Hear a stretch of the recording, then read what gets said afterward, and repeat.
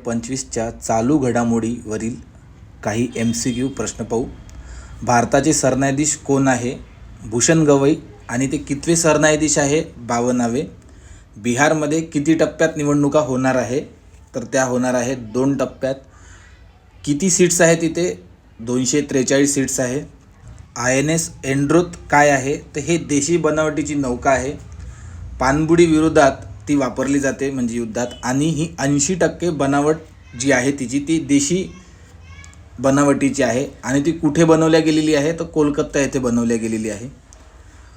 दुसरा प्रश्न, वैद्यकशास्त्रात 2025चे नोबेल कोणाला प्राप्त झालेले आहे? तर ते एकूण व्यक्ती आहेत 3. रुक्तवन, फ्रेड रॅम्सडेल, शिमोन साकागुची.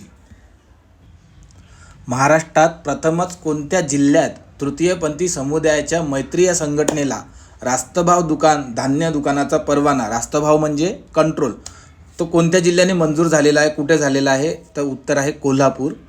देशभरातील पोलीस कोठडीतून आरोपी पळून जाण्यासाठी महाराष्ट्राचा कितवा क्रमांक लागतो? तो आहे 3रा. जागतिक पॅरा ॲथलेटिक्समध्ये भारताची किती पदकांची कमाई केलेली आहे? तर एकूण 22 पदकाची कमाई केलेली आहे. इंडियन आर्मीने कोणत्या राज्यात टेंट होमस्टे राबवलेली आहे? ते पहिलं राज्य आहे उत्तराखंड. त्याला ऑपरेशन सद्भावना असे म्हणतात. तुमच्यासाठी एक प्रश्न आहे की ऑपरेशन सद्भावना यामागचा इंडियन आर्मीचा उद्देश कोणता आहे? कमेंट बॉक्समध्ये सांगा.